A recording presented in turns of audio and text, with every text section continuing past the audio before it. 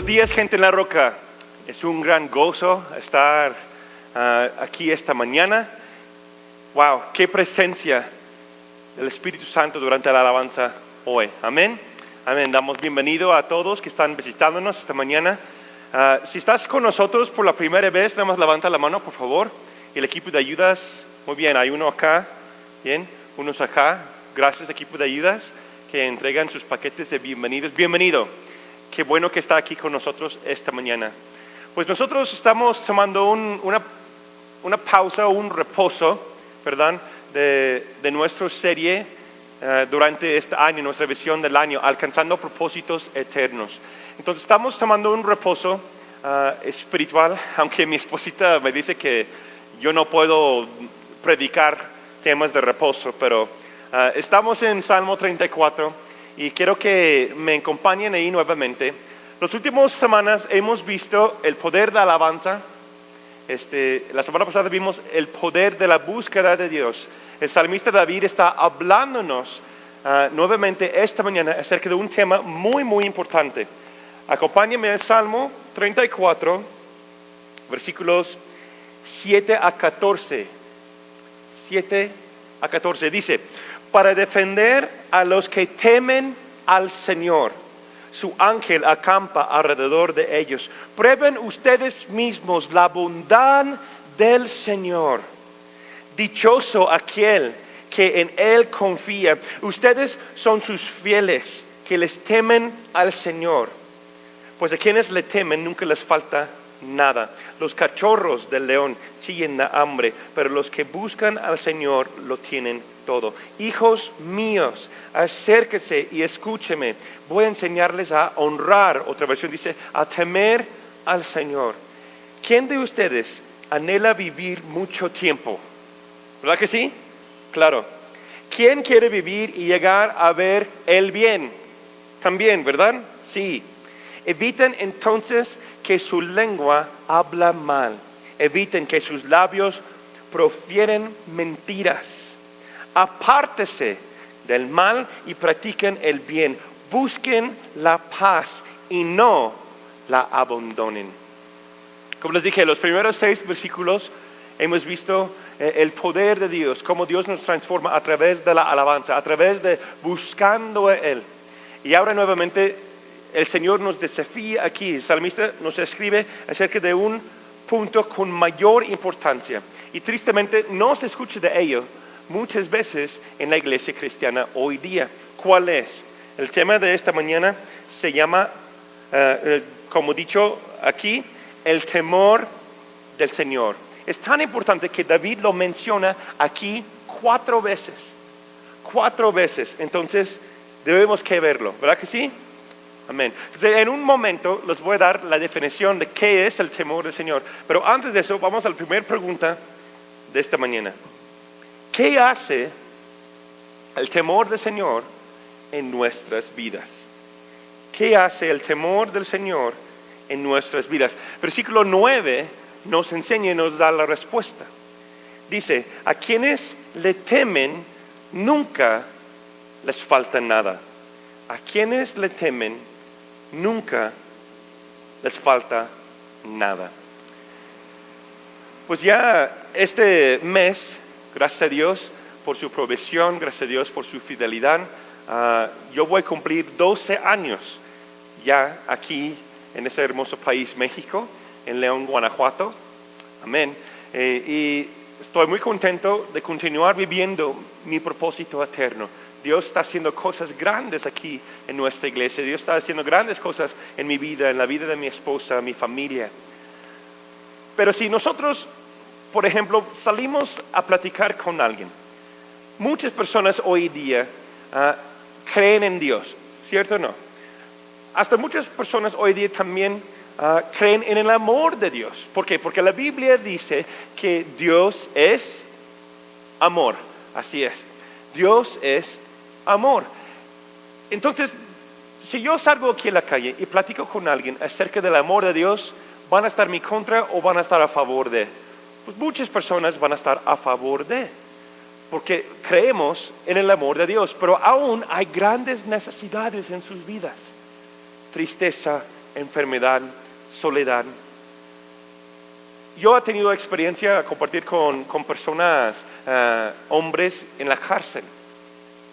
Yo he visitado personas en la cárcel, yo he ministrado a ellos dentro de la cárcel y yo he visto hombres llorar sabiendo que su situación está lejos de Dios o hay una gran necesidad de Dios. Pero muchos de ellos me han dicho, yo sé que Dios me ama.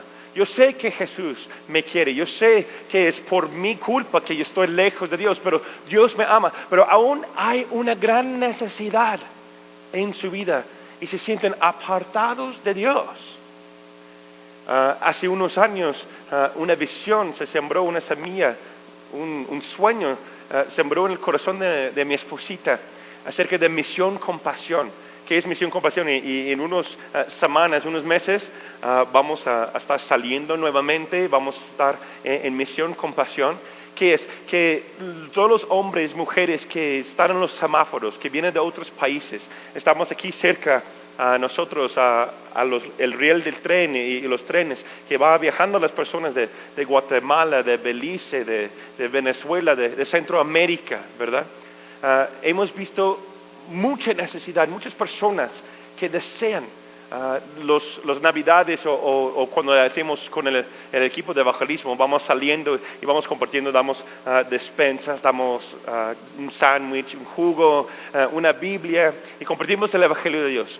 Yo recuerdo un momento específico que estábamos ahí y una familia entera y llegamos al parte de la presentación del Evangelio que Jesús murió por nosotros, que Dios nos ama por tal manera, Dios amó al mundo que envió a su Hijo y la mujer, esa mujer con mucha necesidad, con todos sus hijos ahí, una familia de Belice, me dice, yo sé que Dios me ama, pero aún hay mucha necesidad en su vida. Aún nosotros mismos, cristianos, dentro de la iglesia cristiana, vemos que hay necesidad grande en nuestras vidas. Porque yo he aprendido que no es el amor de Dios que nos da provisión, sino el temor de Dios que provee para nuestras necesidades. Dice el versículo 9, lo leo de nuevo, dice, a quienes le temen nunca les falta nada. Hace unas semanas un hombre vino aquí con grandes necesidades, estaba llorando ahí en la entrada, escuchando la alabanza y quería entregar su corazón nuevamente a Dios o quería acercar a Dios o a alguien que le pueda dar respuesta. Y él dice, llorando conmigo aquí en la entrada, dice, yo sé que Dios me ama. Yo sé que Jesús me ama. Yo necesito de Dios, pero aún hay un gran vacío en su corazón, en su vida. ¿Por qué? Porque le hace la falta del temor de Dios en nuestra generación. Porque las personas pueden entender que Dios los ama, sentir su amor y seguir igual. Como les dije, los someto eso a su consideración. No es el amor de Dios que nos da lo que nos falta, sino el temor de Dios hacia Él. No es el temor de Dios, nuevamente lo repito, no es el amor de Dios que nos da lo que nos falta, sino el temor, respeto, reverencia hacia Él. Piensa en su propia vida. Piensa cómo estás esta mañana. ¿Hay necesidad? ¿Hay una área de tu vida emocionalmente, físicamente, una enfermedad, no sé, económicamente, algo que sientes que te hace falta? Lo someto a usted para su consideración, que tal vez no es el amor de Dios que faltas en tu vida, sino el temor o reverencia hacia Él. Les dije que les voy a compartir una definición bíblica de lo que es el temor del Señor. ¿Qué es el temor del Señor y por qué es necesario entenderlo y tenerlo en nuestras vidas? El temor del Señor no es miedo. Lo repito, no es miedo. Muchos de nosotros hoy día tenemos esa idea que Dios está muy lejos, es un gran castigador. Si yo me voy a no sé si no cumplo con lo que debo que hacer, Él está ahí con una vara, listo para disciplinarme, listo para echarme en el infierno, de alejarme de Él. Y yo no creo que el temor de Dios es así. Dice la palabra que no te ha dado un espíritu de temor o de miedo, sino te ha dado un espíritu de poder, amor y dominio propio. Entonces el temor del Señor no es miedo, sino un entendimiento que vas a entregar cuentas a Él. Ya estamos viendo este año que vamos a entregar cuentas a Jesús. Vamos a entregar cuentas, ¿verdad que sí? Vamos a entregar cuentas a Dios por nuestras buenas obras, por las cosas que hemos hecho y también las cosas que no hemos hecho. Temor del Señor es un entendimiento de que vamos a entregar cuentas a Él, o es un respeto y alta reverencia. Repito, ¿sí lo tienen? ¿Lo repito? Ok. Es un entendimiento que vas a entregar cuentas. Un entendimiento de entregar cuentas. Es un respeto o alta reverencia hacia Dios. Jesús enseña acerca del temor de Dios y Él nos habla de lo que es. Acompáñame a Mateo, capítulo 10, versículos 27 a 28. ¿Sí están ahí? ¿Están conmigo? Ok. Lo leo. Dice, palabras de Jesús. Lo que os digo en tinieblas, diciendo a plena luz. Unos dicen amén, unos dicen ay, ay, ay. Y lo que oís al oído, proclámalo desde las azoteas. No temes a los que matan el cuerpo, pero el alma no puede matar. Fíjate lo que dice aquí. Dice Jesús, temed más bien aquel que puede destruir el alma y el cuerpo en el infierno. Wow. ¿Qué está diciéndonos Jesús? Que es más importante temer no a los hombres, no a las personas a nuestro alrededor, sino a Dios mismo, quien tiene nuestras almas en su mano. El que tiene poder de permitir que pasamos a la vida eterna con Él o la vida eterna separado de Él. Yo recuerdo cuando estaba en la prepa, unos de nosotros, creo que eran como unos 3, 4, 5 de nosotros, jóvenes, tuvimos un anhelo, un desafío por un pastor y un anhelo de orar. Y para orar para la prepa, para los alumnos, para los maestros, etc. Entonces empezamos como 3, 4, tal vez 5 de nosotros, empezamos ahí en los lockers. En Estados Unidos tienen un locker para guardar su maleta y mochila y sus libros. Entonces ahí en los lockers empezamos a reunirnos 15, 20 minutos a orar por la escuela, orar por los maestros. Y créeme, no fue fácil. No fue fácil porque ahí están entrando y saliendo alumnos, están pasando en el pasillo ahí y nos miran, ¿no? Yo recuerdo que en esos tiempos un grupo grande de los, como los llaman hoy día, los darks, ¿no? Chavos con ropa gótica, todo negro así, bien rockeros. Y cuando yo estaba en la prepa estaba muy popular Marilyn Manson y un chavo que siempre pintaba la cara y cosas de Satanás en sus playeras y cosas así, ¿no? Y estábamos orando diario y pasan ahí y dicen, cristianos. Nosotros volteamos y, pues sí, somos cristianos, chido, ¿no? Pero fue desafíos a veces. Pero iniciamos con 5 y después tuvimos que buscar semana tras semana, agregaban y añadamos otros chavos de otras iglesias, animaban más, porque como vamos abriendo brecha, pues otros venían y después una visita de unos pastores. Tuvimos que buscar un lugar aparte porque, a fin de cuentas, unos días éramos 30, después 50 y hacemos un evento de oración una vez al mes por un tiempo, unos meses, y llegamos a ser como 100. Tuvimos que buscar un lugar cerca del gimnasio, de la cancha de básquet, allá arriba en un balcón, y nos juntábamos todos ahí orando, nada más orando por los maestros, por las maestras, los mismos alumnos. Pero sí nos echaban carrillas, sí estaban como diciéndonos cosas.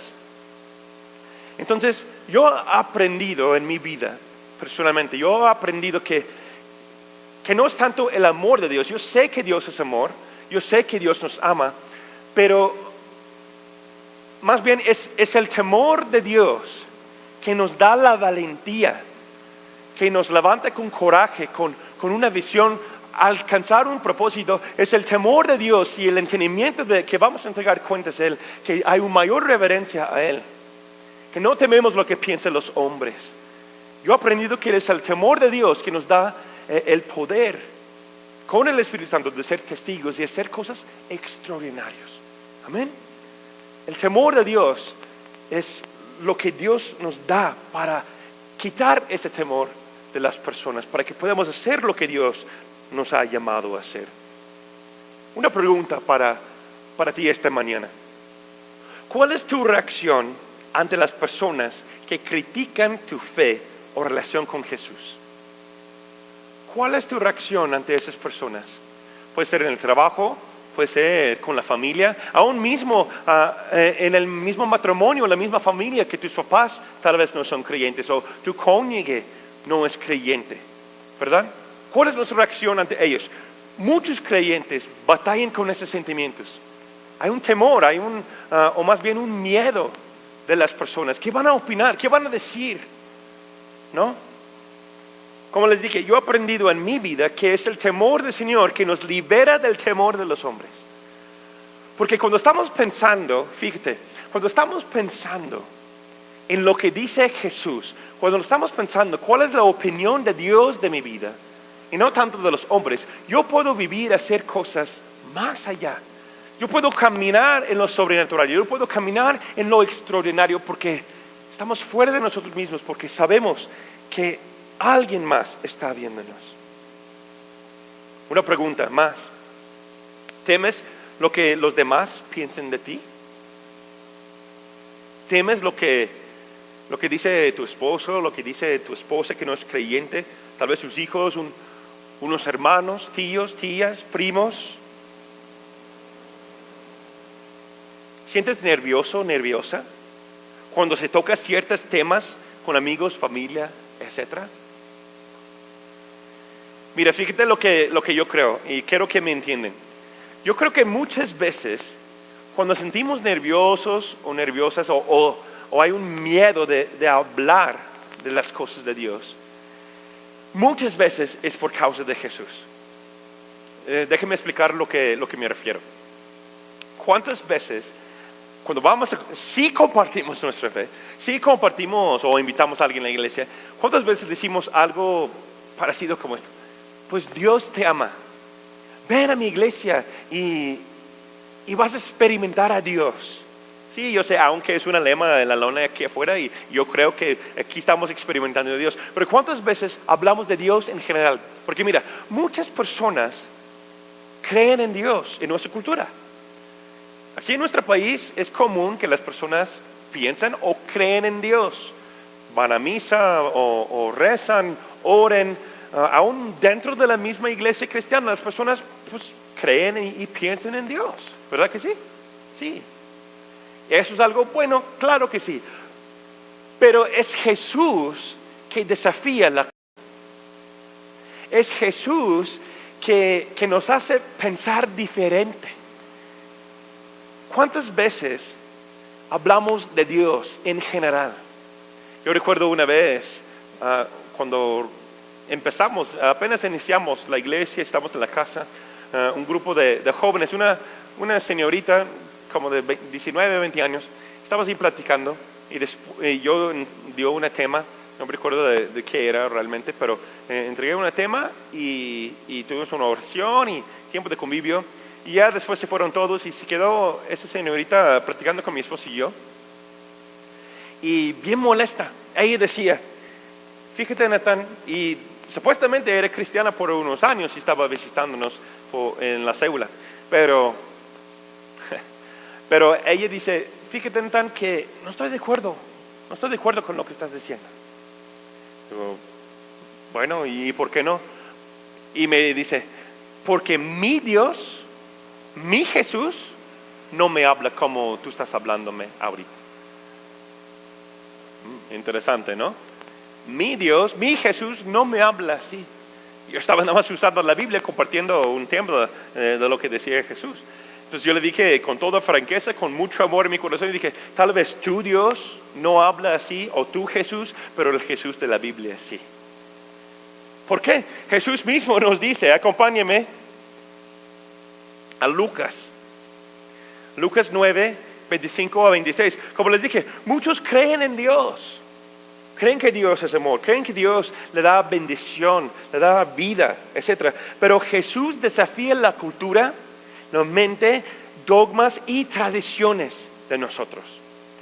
Muchas personas no tienen problemas con Dios, es con Jesús que los hace sentir incómodos. Fíjate lo que dice Jesús, Lucas 9, 25, 26. ¿Estamos ahí? Bien. Dice, ¿qué aprovecha al hombre si gana todo el mundo y se destruye o se pierde sí mismo? Está hablando de su alma, está hablando de la vida eterna. Versículo 26, porque el que se avergüence, fíjate que dice, avergüence de mí y de mis palabras. Fíjate, no dice que se avergüence de mi papá, no se dice que se avergüence de la iglesia, se dice, él está diciendo, el que se avergüence de mí y no solamente de él. Fíjate lo interesante aquí. Cuando Jesús habla, mira, Él es genial. Y Él nunca dice algo fuera de contexto. Él nunca dice algo para solamente platicar o hablar. Cada palabra de Jesús tiene algo específico para nuestras vidas. Un desafío para nosotros. Y fíjate lo que dice. Dice, el que se avergüenza de mí, hablando de su persona, hablando de su deidad, hablando de su humanidad, su sacrificio, habla de mí, se avergüenza de mí, pero también dice, y mis palabras. Y mis palabras. ¿Por qué? Porque Jesús mismo es el verbo. Jesús mismo son las palabras de Dios. Jesús mismo es la palabra y sus enseñanzas trae vida solamente. Amén. Fíjate lo que dice, el que tiene vergüenza de él o sus palabras, dice, de se avergonzará el Hijo del Hombre, está hablando de sí mismo, el Hijo de Dios, cuando venga en su gloria y en la del Padre y de los santos ángeles. Pueden decir, ay, o perdóname Dios, o ayúdame, no sé. ¿Cuántas veces nosotros estamos en una situación? Yo me incluyo a mí mismo, por muchos años ya batallaba con eso. Yo me incluyo a mí mismo. Pero ¿cuántas veces nosotros estamos en una situación, estamos en el trabajo, estamos en la tienda, estamos con la familia, estamos en un convivio familiar, etcétera, etcétera, y tocas cierto tema que en tus propias convicciones no estás de acuerdo pero en lugar de levantar la voz, en lugar de ser luz o sal en esta conversación, quedamos callados? ¿Verdad que sí? Quedamos callados, no decimos nada, porque no queremos broncas, no quiero que hay pleitos, ¿verdad? Entonces, en ese momento, esto es lo que está diciendo Jesús, en ese momento, cuando no decimos, cuando no hablamos, cuando debemos, cuando el Espíritu Santo nos guía a hablar, se llama vergüenza de Jesús, se llama vergüenza de sus palabras. Y yo no quiero vivir así, yo no quiero que ustedes viven así. Que Dios está levantando una generación sin vergüenza, yo lo creo con todo mi corazón. Dios está levantando una iglesia que proclama la verdad en y con amor. No estamos hablando de que llegues y, oye, la Biblia dice que tienes que... No estamos diciendo eso. Estamos hablando de realmente conectar con los que están a tu alrededor y levantar la voz cuando algo está en tinieblas. Tú eres luz, tú tienes propósito en tu trabajo, en tu colonia, allá afuera. ¿Lo crees? Jesús está hablando para exhortarnos. No hay temor, no hay condenación por aquellos que están en Cristo Jesús. Entonces, no permites que el espíritu de temor controle tus mentes, controle tus palabras. Ser libre y caminamos en y con amor. Amén. No eres llamado a ser parte del montón. No eres ordinario. Mi esposita es genial con mis hijos, con nuestros hijos. Y ella siente a los niños y les dice, tú no eres del montón. Tú no eres para ser parte de lo que hace todo lo demás. No, Jesús te ama, Dios te ha apartado para que tú seas extraordinario. Amén. Tú eres extraordinario. Tú tienes un llamado. Tú eres luz allá afuera. Tú eres la sal y luz de este mundo, como en un monte, como un faro que brille. ¿Lo crees? Sí eres. Dios te ha llamado. No caminar bajo espíritu de temor, no caminar en miedo, sino caminar en reverencia hacia Él, mostrando el amor de Él, que Él fluye a través de nosotros para dar un impacto a nuestra generación. Amén. Eso es la vida verdadera. Eso es lo que Jesús quiere de nosotros. Jesús, en otras palabras, está diciendo: no te preocupes. No te preocupes por ellos, no te preocupes por los demás. Preocúpate más bien por lo que dice mi papá acerca de ti. Piensa lo que dice Dios. Él tiene tu vida y tu vida eterna en sus manos. El temor del Señor también es un entendimiento y sentir sano del pecado y sus trampas. Mateo 18, 8 a 9. A mí me gusta la versión, traducción lengua actual. Dice: si lo haces con tu mano o con tu pie te hace desobedecer a Dios, mejor córtalos y tíralos bien lejos. Es mejor vivir para siempre sin una mano o sin un pie que ir al infierno con las dos manos y los dos pies. Versículo 9. Si lo que ves con tu ojo te hace desobedecer a Dios, mejor sácatelo y tíralo lejos. Es mejor vivir para siempre con un solo ojo que ser echado al infierno con los dos. Esto es radical. Jesús está hablando de algo totalmente radical, ¿cierto o no?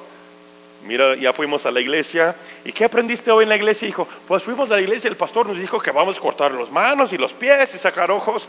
No estoy diciendo eso, no estamos hablando de eso, ¿no? Lo que Jesús está diciendo es que cualquier cosa que te separa de Dios, cualquier vicio, cualquier pecado, cualquier pensamiento, cualquier cosa que te impide no caminar en tu propósito, sácalo, quítalo de tu vida ya. Recuerda, tenemos una sola vida, una sola oportunidad, que eso, lo que tenemos, esta vida, vale la pena. Solo tenemos una oportunidad a vivir esta vida. Hay que vivirlo bien. Mira, yo conozco hombres, mujeres de Dios que han batallado con cosas, pero yo he visto que hay hombres que tiran celulares, que se tiran estas computadoras y cosas así para no tener tentación, para que sus ojos no están viendo lo que no debe ver. Yo recuerdo un pastor decía: yo tengo todos los límites de control y seguridad en mi Facebook, en mi Twitter, en mis páginas web, en mi computadora, etcétera, etcétera. Y alguien le dijo: oye, ¿eres tan débil, pastor? Y dice: no, yo soy tan sabio. Estoy tan sabio porque yo sé que hay algo más allá. Entonces yo no voy a permitir que esas cosas me alejen de Dios y mi propósito. Amén. Dios tiene propósito para nosotros. Es igual como nos ha dicho. Si yo digo a mi esposita, cuando nos vamos a casar, yo voy pidiendo su mano y le digo: mi amor, yo te amo, yo te quiero, y por eso mi compromiso contigo, voy a dejar 8 de los 10 novias que tengo, y que nunca lo tenía, pero le voy a dejar 8 de los 10 novias que tengo, y tú vas a ser la segunda, la tercera, o lo primero de entre los 3. No, pues si todas las mujeres dicen: pues no, claro que no lo va a aceptar. Cuando yo tengo compromiso con ella, cuando yo digo que ella es para mí y yo soy para ella, fíjate, bueno, yo como extranjero, y nosotros estamos legalmente casados en Estados Unidos, en México, tenemos un chorro de papeles. Yo tuve que mandar a Estados Unidos por una carta apostillada, que significa que es del gobierno, ¿sí? Que sellado, que firmado, y hubo un examen, una búsqueda de ver si yo hubo casado anteriormente o que si tengo compromisos anteriores. Entonces, claro que sí, regresó el resultado negativo, gracias a Dios, pues nunca lo ha hecho nada, ¿verdad?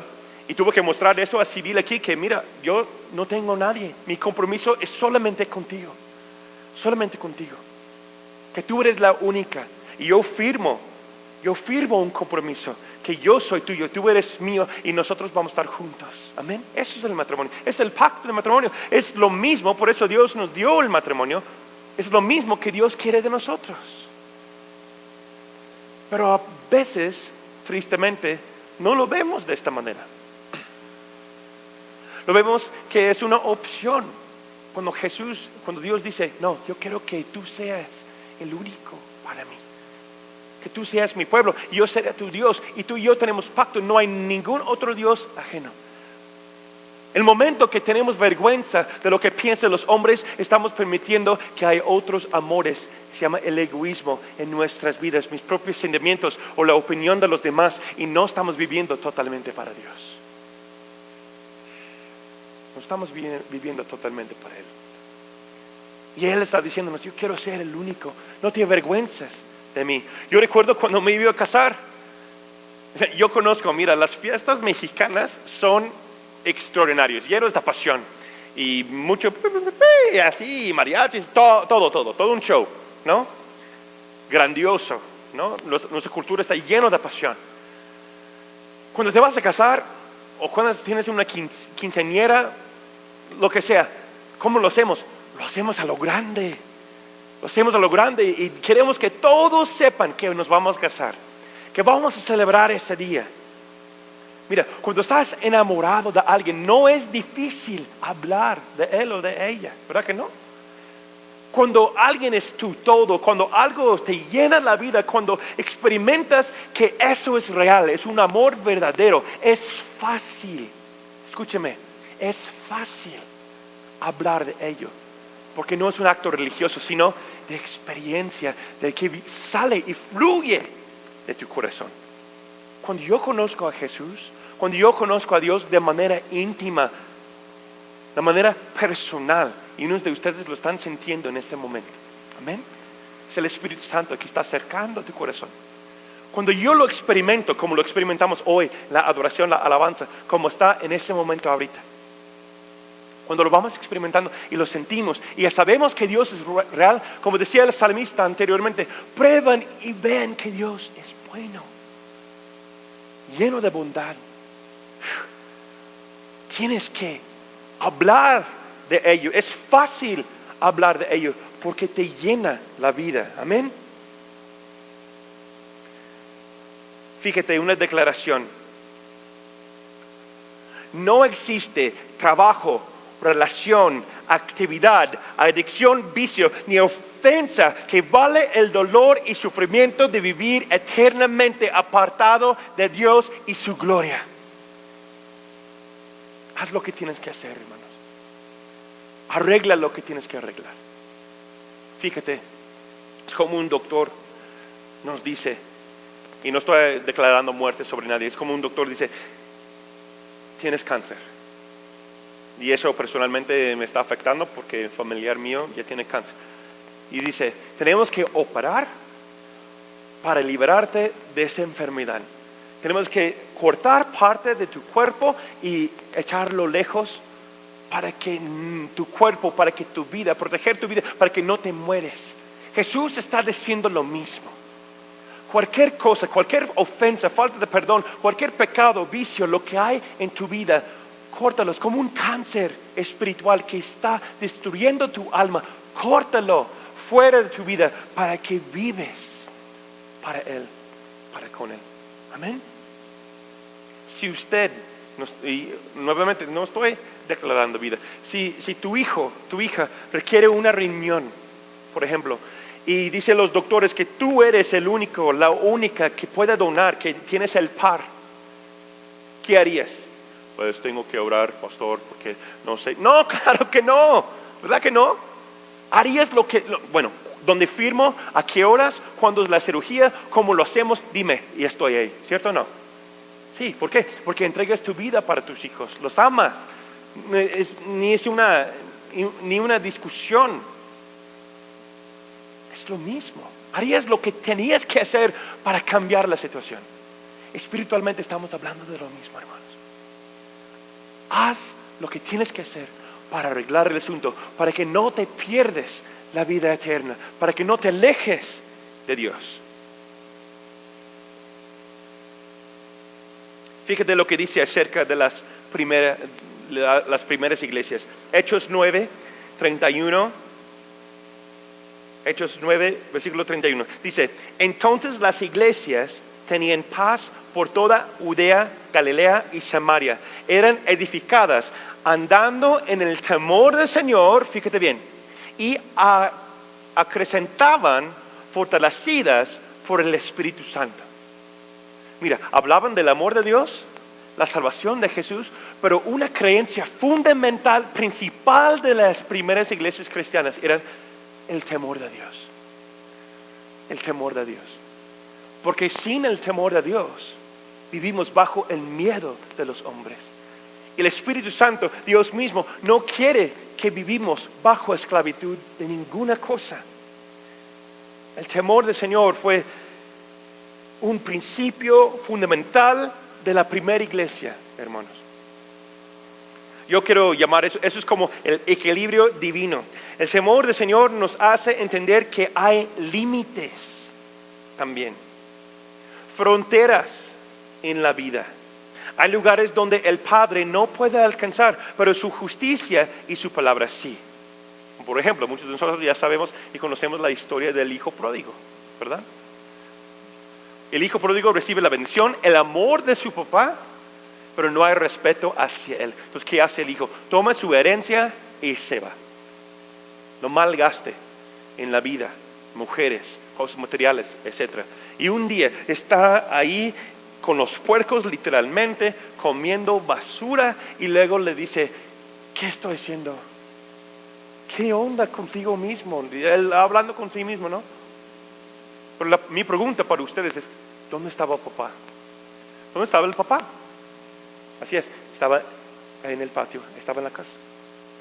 Porque el amor de papá va más allá, pero por causa de su justicia, por causa de su santidad, por causa de sus límites amorosos, lo cual son los 10 mandamientos, y Jesús nos da 2 de ellos, ¿verdad? O resumen, son 2. Por causa de sus límites amorosos, Él se quedó en la casa y no pudo participar en el pecado de su hijo. Tenemos una idea hoy día en la iglesia cristiana que pues Dios está conmigo, Dios es amor y Dios me ama, Dios me quiere. Dios sí te ama, Dios envió a su hijo por ti, pero Dios siempre está contigo, hermano, si estás en el pecado. Sí, es cierto. No está ahí. Porque por causa de su propia santidad, por causa de sus límites amorosos, Dios no puede ir allá, igual como papá, pero está ahí esperando. Está ahí esperando. Y cuando el hijo reconoció su pecado y regresó a papá, regresó a casa. Por eso aquí decimos bienvenido a casa. Regresamos a nuestro papá Dios. Amén. Cuando regresó a casa, su papá estaba alzando sus ojos diario. Dice la palabra diario, estaba fijando y mirando lejos, viendo el horizonte, a ver cuándo va a llegar. Un día va a llegar, estamos orando que llegue. Y lo vio.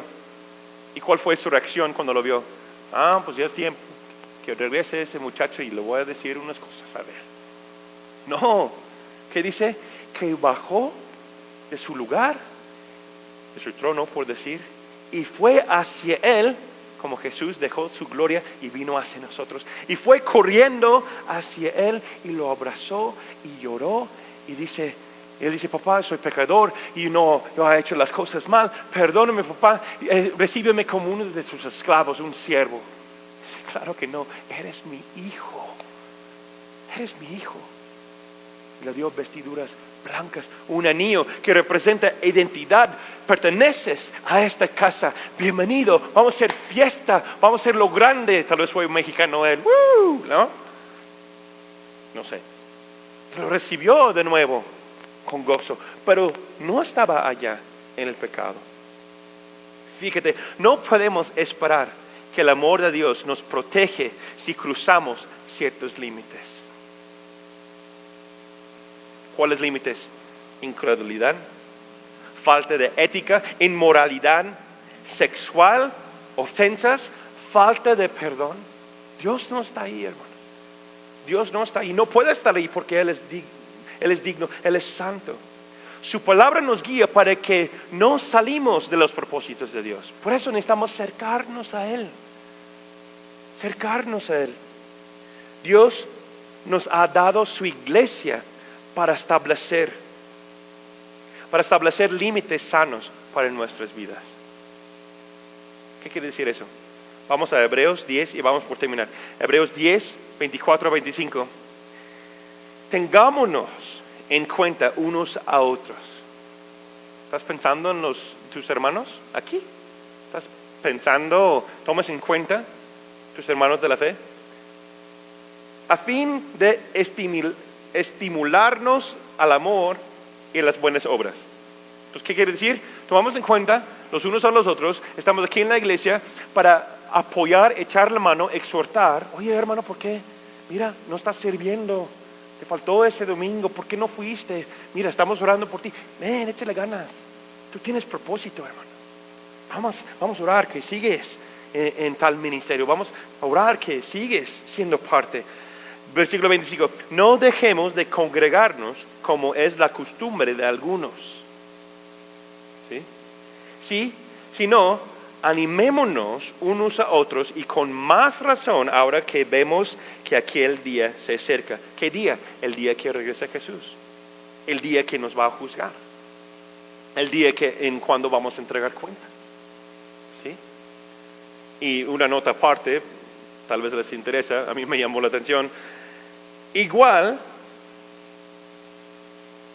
como hoy en día las personas faltaban en las reuniones de la iglesia, no es algo nuevo. ¿Sí? Personas llegaban tarde, no asistían a la iglesia desde los primeros días de la primera iglesia cristiana. No es algo nuevo, pero no debe ser así. No debe ser así. Vemos aquí que la gente de la iglesia, nuestra familia en la fe, existe para ayudarnos a seguir fieles a Dios. Nos ayuda a temer y respetar a Dios. La gente de Dios nos recuerda lo que su palabra dice. Por eso necesitamos unos a los otros. Por eso yo te necesito y tú me necesitas. Recuérdate lo que dice la palabra, hermano. Ya estás caminando acá. ¿Es realmente lo que Dios quiere para tu vida? Piénsalo, hermano. Estamos aquí contigo. Por eso en unos momentos vas a tener un momento de orar. Aquí está un equipo de oración. Queremos orar junto contigo. Tal vez estás batallando con algo o estás alejado de los propósitos que Dios tiene para ti. Acércate. Efesios 5:21. Cultiven entre ustedes la mutua sumisión en el temor de Dios. Cultivar es un trabajo. Tenemos que hacerlo, esforzarnos, pensar en ello. El temor del Señor permite también que su bendición fluye en nuestras vidas. ¿Quién desea eso? ¿Quién desea que la bendición de Dios fluya en su vida? Así es. Salmo 112, 1 a 3. Y tengo 3 minutos. Vamos por terminar. Dichoso el hombre que honra al Señor y se deleita obedeciendo sus mandatos.